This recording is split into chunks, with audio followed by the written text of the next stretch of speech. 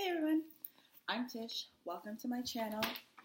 I wanted to talk today about postpartum. Yay! Okay, so here's the thing. This is my house. See my wonderful wall of family. Anyways, so let me give you a little bit about me before I just get into the whole postpartum and whatever. So I am married. My husband and I will be married for 12 years in August. It's crazy. It's nuts how fast time goes by. 3 kids, 7, 5, and 19 months. So a girl and 2 boys, and they're awesome. They're wonderful. It's great. So I had my first baby when I was 23. I want to say 23, I think. I don't know. At or when I was 23. But okay, so here's the thing. Nobody really talked about, or I didn't hear anybody really talk about this postpartum life, right? This postpartum thing. Nobody really talked about that. So after my daughter was born, things were fine. Not a big deal. It was a complicated labor, but, a lot of women have complicated labor, so whatever, not a big deal. But I remember, having crazy baby blues with her. I didn't know they were baby blues. I just thought that I didn't like her. Let's be real. I thought I didn't like my kid. I don't know if there's anybody else that's you have this beautiful baby, and everyone's like, oh my gosh, your baby's so nice, and your baby's so sweet, and you're like, I don't even like it. But, that's where I was at. But it only lasted for a good 2-3 weeks. And I'm the type of person where I'm very open and very honest with how I'm feeling all the time in general. So I told my husband, whose name is Tom, because, does anybody, when you're talking about your spouse, you're like, my husband or my wife, or just his name is Tom, okay? So I said to Tom, I was like, so I'm feeling kind of weird. And when I mean I feel weird, I don't like Tessa. I don't like her. I don't know if you like her, but I don't like her. And so I was talking about how I was feeling, and that really helped me. That really helped. I didn't talk to my doctor about it because, again, it only lasted for 2-3 weeks. And because I was talking a lot to Tom about it, I felt fine. I didn't feel whatever. Anyways, my shirt. I love Jamaica. Anyways, sorry. So that was fine and everything, whatever. Then I had, we were trying for our second. She was, I think, around 1. And I was trying for my second, and I ended up having a miscarriage. But again, nobody really talks, or I never heard anybody really talking about it. So it happened. It was really sad. I had nobody to relate to. I was very upset. I was very scared of trying again for another baby because I didn't want to have another miscarriage, because I've always had a hard time getting babies out of my body. I've always had to have some kind of medical intervention to help with that. And so with my miscarriage, it was the same thing. My body just didn't know what to do with it. So I had to get a D&C for that. So then after that was done, God blessed us with our rainbow baby, Caleb, who's fierce, and we call him Caleb the Brave because the boy is brave. Sometimes I'm like, who are you talking to though? Anyways, so had him, and it was great, and it was fine. I didn't have any baby blues. I didn't have any postpartum depression or whatever with him. It was smooth sailing, breastfed like a champ. At 6 months, I remember the day, guys. No word of a lie, okay? So I'm in my room breastfeeding my sweet, sweet baby boy, and he's 6 months old, and I remember I'm in my rocking chair. He takes a gulp, looks at me, spits it out, and that was it. He weaned himself that day. He was done. He rejected me, and I was like, oh my gosh, are my boobs not good enough for you? Anyways, so he rejected me, and that was it. But it was great because I got my life back. Anyways, so that was that. Had him. We moved to Winnipeg. Not going to get into that because nobody has time. Moved to Winnipeg. Got pregnant again. Woo! Best thing of our lives, having our Luca. Winnipeg was horrible, but having our son was like the best thing, the best thing that came out of that whole situation. Anyways, so moved back and things were crazy. Okay, so I know I'm going through this really fast because I don't want to like bore your lives. No, I'm not, because it's my channel, so I hope you like it, but whatever. So we moved back. Okay, so Winnipeg was really, really stressful. It was stupid stressful. And I was having a lot of panic attacks there. Now, let's rewind. I had another miscarriage in Winnipeg. So that was my second one. And that's when everything started to go to crap, really, there. Anyways, so I had my second miscarriage, and I remember starting to feel then very anxious. But I think it was just because my job was bananas and it was stupid. And it was just a lot. There was a lot of stress. There was a lot going on. And so I was having a lot of anxiety. Not really depression. I wouldn't call it that, but just a lot of anxiety. Anyways, so I ended up seeing a counselor because I like putting it out there. Everybody needs to do counseling. Every single person. Everybody needs to do counseling at least once in their life. Like, there's no shame. If you are like, I don't want anybody knowing my business, then you're crazy. You're crazy, because you can't be doing this life by yourself. We were never meant to go through this life by ourselves. And if you are like, oh, I don't really have people close in my life that I want to tell these personal details to, I totally understand that. I 100% get it, because not everybody needs to hear your business either, right? Like, some friends, they're more of acquaintances. Like look at your friend list and really figure out who you can speak to. And if you're like, I can't really speak to anybody, or there's like issues that you feel like your friends really aren't like equipped to deal with, then go and see a counselor. They're awesome. Like, it saved my life. Anyways, so seeing this counselor, and it really, really helped. When we transitioned back to Ontario, with my husband and our 2 kids, we came back in January of 2018, and I forget how many months pregnant I was, but things were stressful. Tom was looking for a new job. I was putting the kids back into school, helping them integrate there. We hadn't really settled on where we were going to live, so we were living with family, which was awesome. That was like the best thing for Tom and I, the best thing for our kids, because they were with their cousins all the time, and I was with my cousin, who's friggin' awesome. So it was like the best thing that we could have done. But because of all the change and all the transition and all that I had gone through coming from Winnipeg, there was just a buildup of stuff, right? Anyways, so we moved into our home a few months later. And then in May is when, in May is when I had Luca, our third and beautiful, beautiful baby boy. So I had him, and it was good. Again, life was going by like this. Like, there was so much going on, so much change, so much transition, and I didn't have any time to process. Not only that, I wasn't taking care of me. And what I mean by that is like, self-care is a thing. It's a thing. I know as moms, we're like, we don't have time for ourselves, and I don't have time. Like, make time for yourself. Because if you don't, like, you're good for nothing to anybody that you're trying to help. And I'm not trying to be rude. Like, that's not what I'm trying to do here. That's another thing. Like, I'm real blunt in your face. So if you think I'm being rude, sorry, but I'm not. Like, self-care is a thing. So, like, treat yourself. Go read a book. Go out, leave your kids with your husband or wife or whatever, family, and, like, take care of yourself. I wasn't taking care of myself. Like, self-care was not a thing.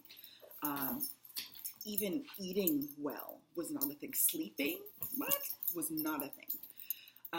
And so in September of 2018, I had what I like to call, a nervous breakdown. For real. Like, it was bad. It was so, so, so bad. I literally thought I was going crazy. I remember I was laying in bed with my phone. It was 1:30 in the morning. Like I told you, I wasn't sleeping well. And my baby was waking up every 2 hours anyway. So I was like, why sleep? I'm just going to have to wake up anyway. And so it was 1:30. I was watching Grey's Anatomy, and all of a sudden something clicked in my head, and it was like my thoughts were going a mile a minute. Like I couldn't control them. I literally in that moment thought I was going crazy, started hyperventilating, and woke Tom up, and I was like, I don't know what's going on, but I feel like I'm going to pass out. I feel like I'm going crazy. And from then is where the hell really started. Listen, guys, postpartum depression, anxiety, psychosis, any of those things, it's the balls. Like, it's the worst. If you have ever gone through it or you're currently walking through it, my goodness. First of all, you're not alone. Second of all, go and get help, because it is not easy.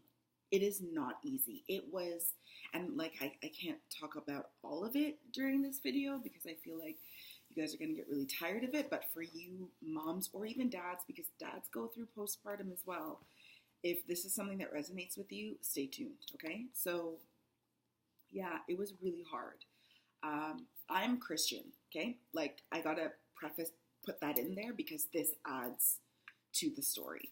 So as a Christian, I was taught various different things about our faith and healing and this and that and whatever, okay?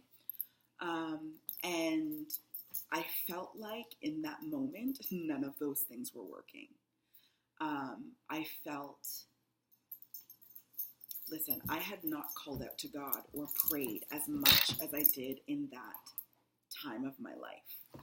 Because I was in such a dark place. I mean, suicidal thoughts, being so anxious to the point of like not even being able to leave my house. I remember I would go for a walk around my block and be sure that somebody was following me, trying to kill me. Like, I was sure of it. Like, that's how bad it was. I went to Superstore one time with Luca. My kids were in school because I needed eggs, and I couldn't get out of the car out of fear that I was going to go crazy in Superstore and somebody was going to take away my kid. Now, in the midst of all this, like, I didn't feel disconnected from Luca at all. Like, I wasn't afraid for his health or his safety at all, or my other kids, not even a bit. It was me. Like, I was afraid for me and my safety and my health because I knew something was going on in my head and it just wasn't right. And I would talk to my doctor about it and be like, oh, no, you're fine. But I'm like, no, I'm not. I'm literally going crazy. Anyways, so in the midst of this, I was reaching out to a lot of friends that hold the same faith as I do. And it was just really disappointing because I had a group of friends that rallied around me and they were praying for me and they were there for me and whatever. But then I had another group of friends that were like, you're not praying hard enough. And I was like, what the hell? Are you dumb? Like, who says that to somebody, right? Because it's like, if you were in my brain and knew how much I was praying that this thing would just leave and be done with, like, you would not be saying that to me. Clap back at you. Anyways. So long story short, it was really hard. I ended up going back to my doctor, and at this point he was like, okay, this is really serious. Let's, set you up with the women's mental health. And so once he said that, I'm like, I'm not crazy. Like, I don't want you to think I'm crazy, right? And he was like, I don't think you're crazy at all, but it's going to take about 3 months for, your referral to go through. And he's like, that should be an indication of how serious this is, not just for you, but so many women in the postpartum era, right? And postpartum, mind you, is not just a year after your baby. Postpartum can hit you anytime, okay? Which is another thing that I feel like the health industry needs to look into, because a lot of these clinics will only help you postpartum from the time your baby is born up to when your baby is a year, which I think is wrong, because postpartum is not just until your baby turns 1. It can last much longer than that. Anyways, long story short, I was doing counseling. My doctor suggested that I go on medication. Now this is where it gets real, is because I've heard horrible things about antidepressants. Horrible things. And especially from, again, the Christian world. Like, don't do it, you're going to get addicted, you're going to do this is going to happen, you're never going to be able to get off. And that really played with my mind, because in my head, I'm like, I just need to get better. Like, I just need to get better. And so wrestling with the thought of taking this medication, now it was in my cupboard for like a month before I actually took it, because I just couldn't reconcile in my head, no, go to bed. I couldn't reconcile in my head that this was the right thing to do. Anyway, so I called a very trusted friend, trusted pastor within, just trusted pastor of mine. And he really challenged me with, like, why is taking medication so bad? Like, why do you think it's so bad? Don't you think that God created doctors with the wisdom to make medication that would help us through times like this? Doesn't mean you're going to be on it for the rest of your life, but if it's going to help you to get better.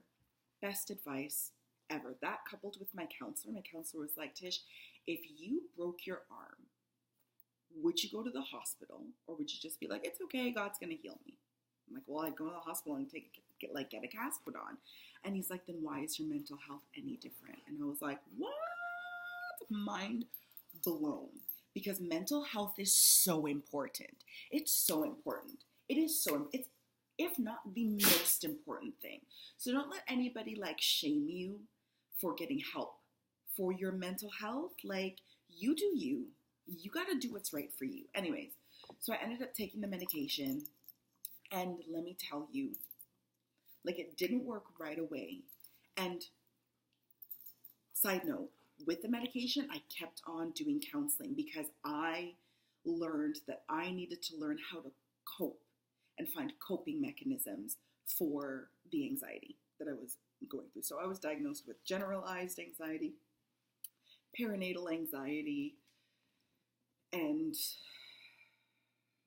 some other thing. Anyways, so after finding ways of coping with the anxiety, and not only that, taking care of my body, in the midst of that, I also was seeing a naturopath, and I was also seeing a nutritionist.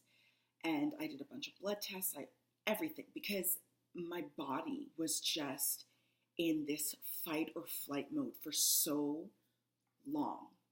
And as women, we go and go and go and go, and we don't take care of ourselves. And we can really put ourselves in a lot of danger by not feeding our bodies right, by not simply drinking water, by not like understanding how our bodies work, and getting these blood tests done and seeing where our blood levels are at and all of that, because it's all connected, right? So anyways, all of that to say, I was on my medication for about a year, and then with the aid of my nutritionist and my doctor and whatever, I decided to wean off of it, because it's like, you know what, I don't think I need to be on it anymore, and I think I really need to focus on like the nutrition part, because nutrition can add to your anxiety, sleep deprivation, all of this can add. Like, it's not just like one size fits all. It's not that at all. And so with the help of my nutritionist and my doctors and my naturopath, I was able to wean off the medication and really support my body with like whole foods and different supplements, and things have been going well. Like, don't get me wrong, there are still some times that I'm like, I deal with anxiety, because according to Tom, like, I've always dealt with it, I just didn't know.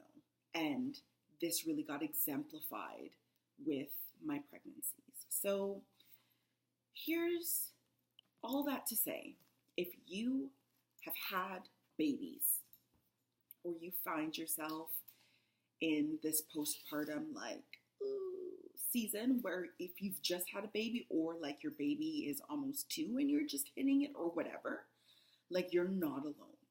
Absolutely, you are not alone in this at all. There is hope.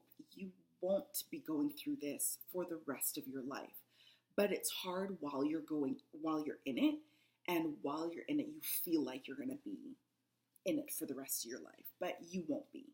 So I would say if you're struggling, talk to somebody.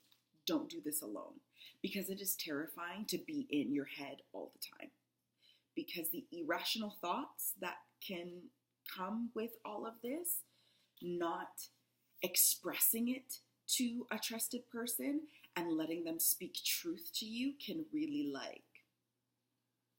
hurt you. Because sometimes you need just someone to come alongside of you and be like, hey, I understand that this is what you're going through and this is your reality, but it's okay. Breathe. Everything's going to be okay.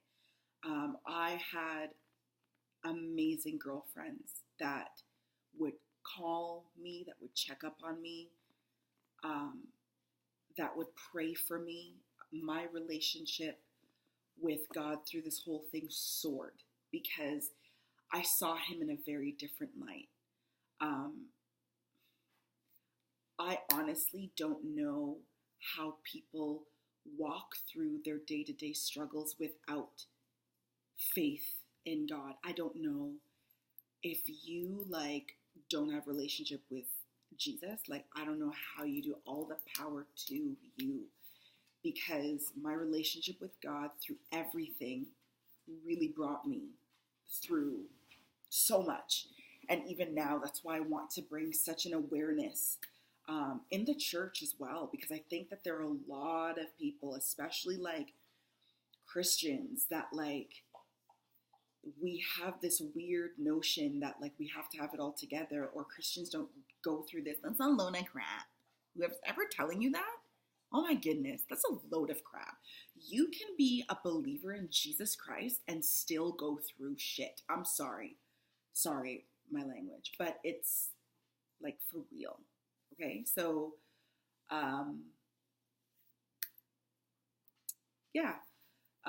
I would say speak to somebody. Talk to somebody that you trust. Go and see a counselor. Don't do this alone. And you don't have to do this alone. And you know what? It will get better. It absolutely will get better. So I want this space here to be a space where I can encourage people. Because I know one thing, side note, one thing that I did a lot when I was highly anxious was I would go on YouTube all the time to try to find other people, other women, other moms that were going through the same thing. Because knowing that I wasn't alone, ooh, Lordy, it helped so much. Even though I didn't know the people at all, it really, really, really helped. So I want to create this space for people that need that as well, that need to know that they're not alone and need to know that it will get better. And also need a laugh because, listen, I have some stories about my kids and my life that I just feel like they're hilarious to me. They weren't always hilarious when they were happening, but now when I think about it, or when I tell other people about my pain and my struggle raising these 3 little beautiful monsters, they're this is hilarious. So, I mean, if you can find joy in my misery, you are welcome. Anyways, so I hope you enjoyed this. If you have any questions, let me know. Comment. I think you can check out my profile on YouTube and see my email. I don't know if you can. I'm new to this thing. Anyways, so I hope you like it. I hope you liked it. I hope that you'll keep on trying to check to see when I have videos, and I hope that it was just help to you, to let you know that you're not alone. Go and take care of yourself. Mom, your kids need you. Your husband needs you, but most of all, you need to be good for you. You are the most important person first. Without you, none of this happens. Without you, all of this falls. So take care of you. You are worth taking care of. You're worth everything. You're worth so much more than you realize. Anyways, so have a good day. And catch you later. Bye.